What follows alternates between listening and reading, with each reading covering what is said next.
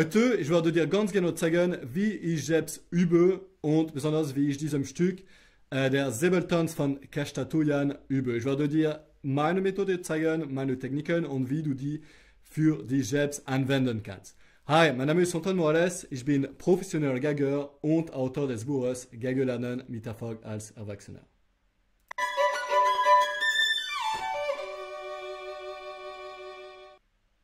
So, ich muss bald dieses Stück für einen Auftritt spielen und deswegen habe ich gedacht, ich zeige dir, wie ich das genau übe, weil ich kann dir meine Methode erklären.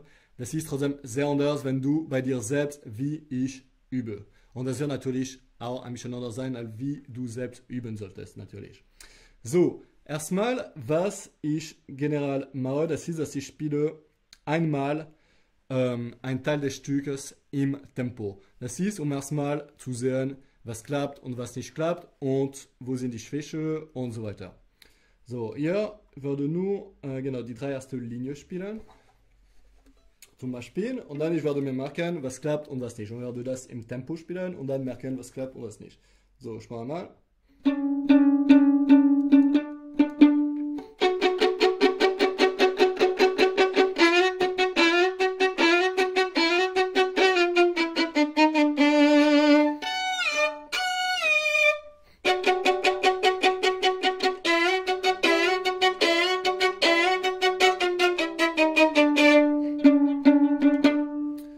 Und so weiter, okay? So, und jetzt, was ich mache, das ist, dass ich werde das einmal analysieren. Ich mache mal die Noten ein bisschen kleiner, dass du mir ein bisschen besser sehen kannst. So, hier erstmal, was ich bemerkt habe für mich, war, dass zum Beispiel, das war schief, beim Lagenwechsel, ja? Genau, deswegen mache ich auch nur ein paar Linien und nicht das ganze Stück, weil sonst ich kann mich nicht erinnern, was richtig war und was nicht. Wenn ich weiß auch, ich muss hier den Übergang üben, weil die Oktave war nicht sauber. Und genau, hier ich weiß auch, der Rhythmus ist nicht so klar.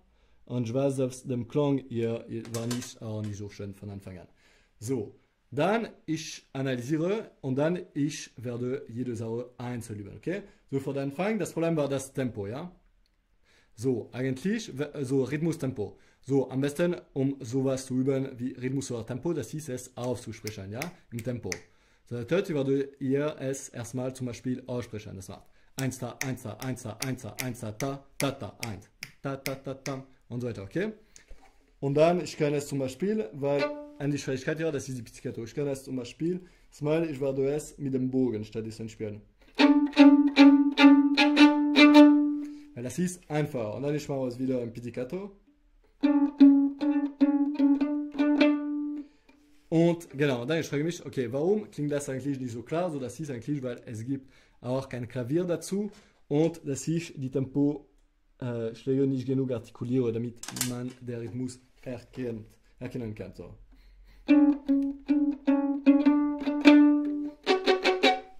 So, und jetzt, ich werde nächsten Teil üben. Nächsten Teil, ich wollte den Klang verbessern. Das heißt, ein bisschen klarer und deutlicher und breiter klingen.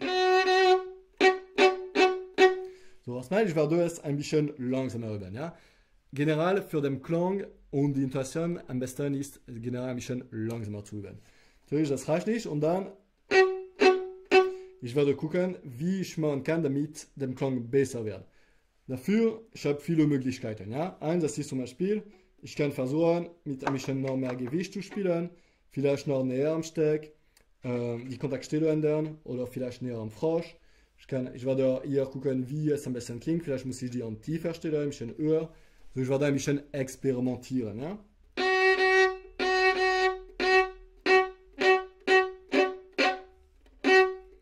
Auch wo ich meinen Ellbogen setze, vielleicht hier oder eher hier.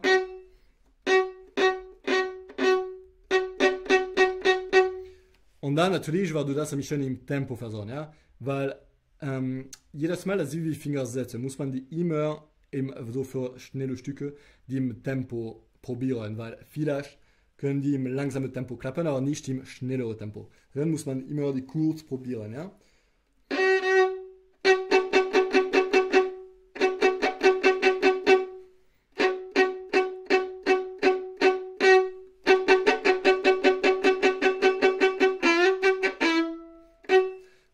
mein Klang war jetzt besser. Jetzt, ich will auch die Intonation sichern bei dem Übergang von hier. So, ich werde ein paar Mal das einfach ein halbes spielen.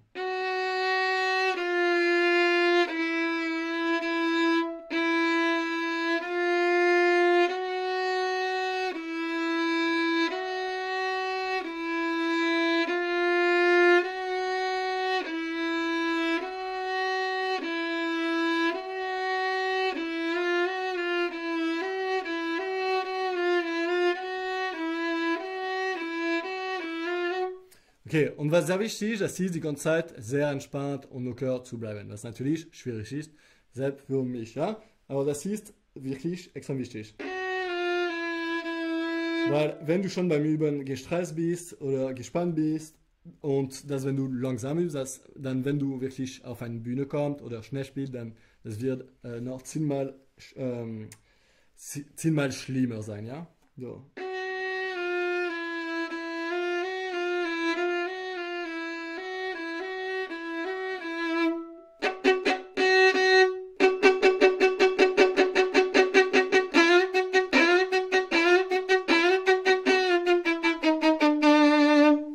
So, jetzt ist schon besser geworden. So, aber jetzt, ich weiß, obwohl gerade es sauber war, dass der Übergang hier, wo ich mache einen dritten Finger hier, dass ich habe die einmal, das erste Mal war sie nicht richtig, ja, das nicht, und das ist nicht, weil jetzt es geklappt hat, also ich sollte denken, ah ja, jetzt hat es geklappt, dann das ist sicher. Nee, wenn es vorher nicht richtig war, das bedeutet, dass es nicht sicher war, nicht sicher ist, ja. Ich muss sicher sein, dass ich das ein paar Mal nacheinander richtig machen kann, ja, weil wenn du etwas spielst und das ist nur einmal über sei richtig, dann was sind die Chancen, dass es tatsächlich dann richtig bleibt, ja. Genau, auch die Noten, nur kurz, du wirst am Ende von das Video, ich werde dir zeigen, wo du die Noten auch herunterladen kannst mit meiner Fingersetzung und alles. So, hier, ich bin hier, denn ich muss den Übergang üben von E zu S. So, ich weiß, ich habe E erste Finger und dann S dritte Finger. Ja, ich werde einfach den Übergang ein paar Mal üben in halbes.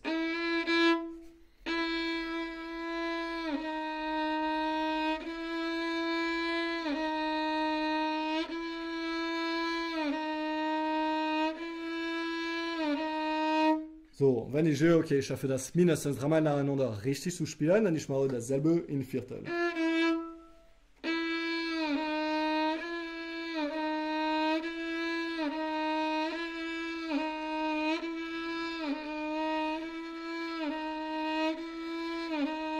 Dass ich das wirklich locker und entspannt schaffe. Und das ist jedes Mal klappt. Ja, dann im Nachteil einfach.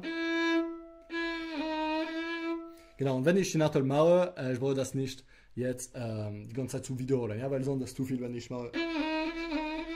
Das ist nicht so produktiv. Ja, ich werde einfach einmal machen, dann Pause. Und dann ich kann das auch in Untergang.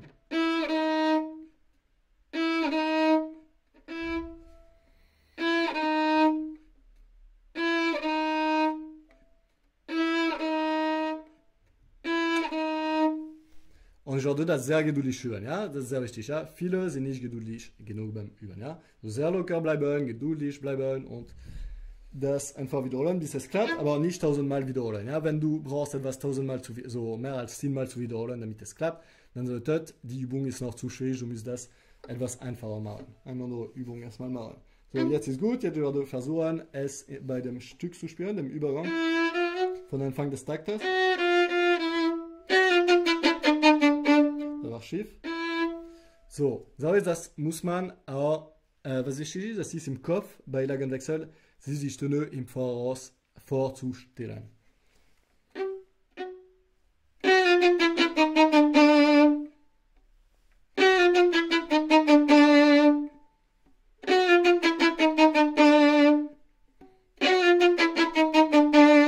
Okay. Ich habe das 4-5 Mal nacheinander gespielt, das war richtig so. Ich weiß jetzt, das ist schon relativ sicher. So, jetzt nächste Stelle. Was mir gestört hat, war, es gibt diesen Übergang, die ziemlich schwierig ist eigentlich. Siehst man ist hier, man muss hier dann spielen. Direkt die Oktave greifen, ja. So, hier. diese Tat. So, ja, das ist auch ein Lagenwechsel. Die ist noch schwieriger, weil man muss direkt dann die Oktave greifen. So, erstmal, ich werde nur die Oktave üben, ja, dass ich die richtig greife und so, dass die erstmal sauber ist.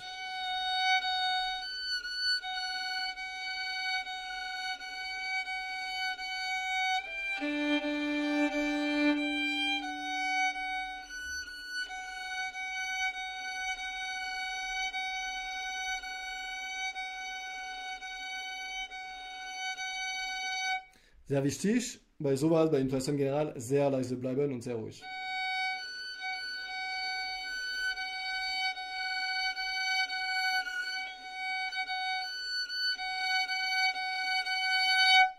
So. Wenn ich die gefunden habe, ich werde versuchen, mich davon einzuprägen. Wie die klingt, wie meine Finger gesetzt sind, wie mein Arm steht, alles. So, und dann, ich werde den Übergang üben. Und erstmal, ich werde nur die untere Stimme üben.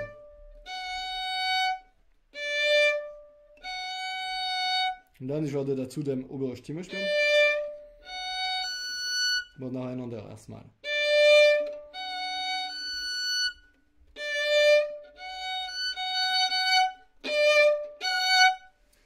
Und so werde ich das üben, okay? So, ich will nicht, dass dieses Video zu lang wird, also das ist erstmal alles für heute. Aber genau, wenn dieses Video dir gefallen hat, dann lass es mir wissen. Klicke auf Gefällt mir unter dieses Video und abonniere meinen YouTube-Kanal.